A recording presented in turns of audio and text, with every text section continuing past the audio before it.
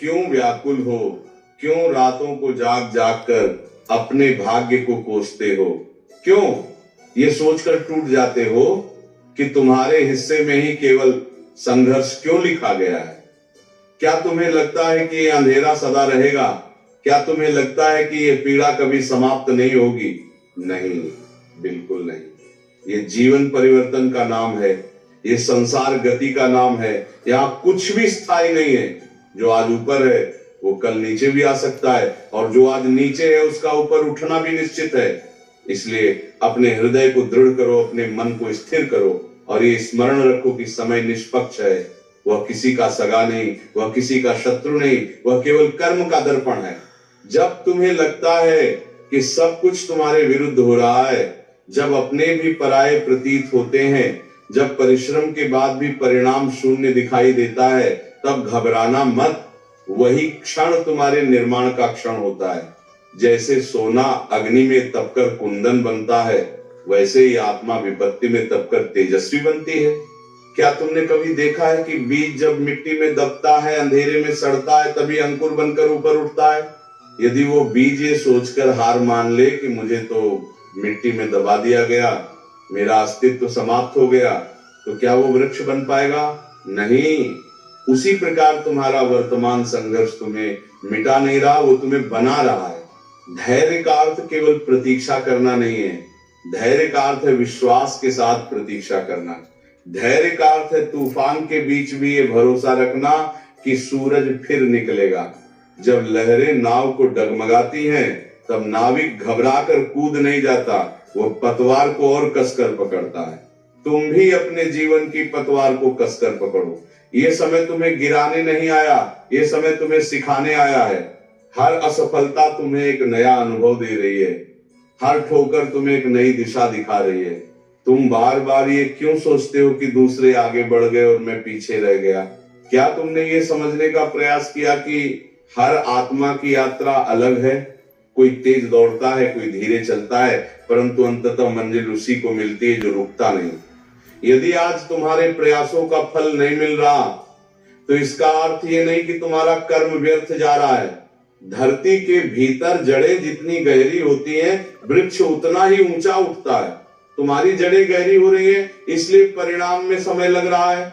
जब मन में निराशा उठे तो स्वयं से प्रश्न करो, क्या मैंने प्रयास करना छोड़ दिया है? यदि नहीं तो फिर भय कैसा? यदि तुम्हारा प्रयास सत्य है, यदि तुम्हारा संकल्प पवित्र है, तो समय स्वयं तुम्हारे द्वार पर आकर खड़ा होगा। लेकिन याद रखो, समय का द्वार केवल उसी के लिए खुलता है जो प्रतीक्षा में भी कर्म करता रहे। केवल बैठे बैठे रोने से, केवल शिकायत करने से, केवल दूसरों को दोष देने से समय नहीं बदलता। समय बदलता है साहस से, संयम से और सतत प्रयास से। तुम्हें लगता है कि तुम्हारी सुनने वाला कोई नहीं? तुम्हें लगता है कि तुम्हारी पुकार व्यर्थ जा रही है? नहीं। इस ब्रह्मांड में तुम्हारी हर आह, हर आंसू, हर प्रयास दर्ज हो रहा है। कुछ भी खोता नहीं, सब संचित होता है। जब घड़ा भर जाता है तब वो अच्छा लगता है। तुम्हारे परिश्रम का घड़ा भी भर रहा है, बस धैर्य रखो।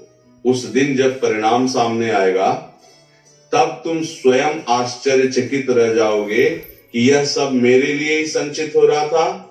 कभी कभी जीवन तुम्हें अकेला कर देता है ताकि तुम अपनी शक्ति पहचान सको। जब सहारा छिन जाता है तब आत्मबल जागता है। जब राह में कोई साथ नहीं देता तब तुम्हारा साहस तुम्हारा साथी बनता है। इसलिए अकेलेपन से मत डरो। ये वही समय है जो तुम्हें भीतर से मजबूत बना रहा है। जो व्यक्ति विपत्ति में स्थिर रहना सीख लेता है, उसे कोई परिस्थिति हिला नहीं सकती।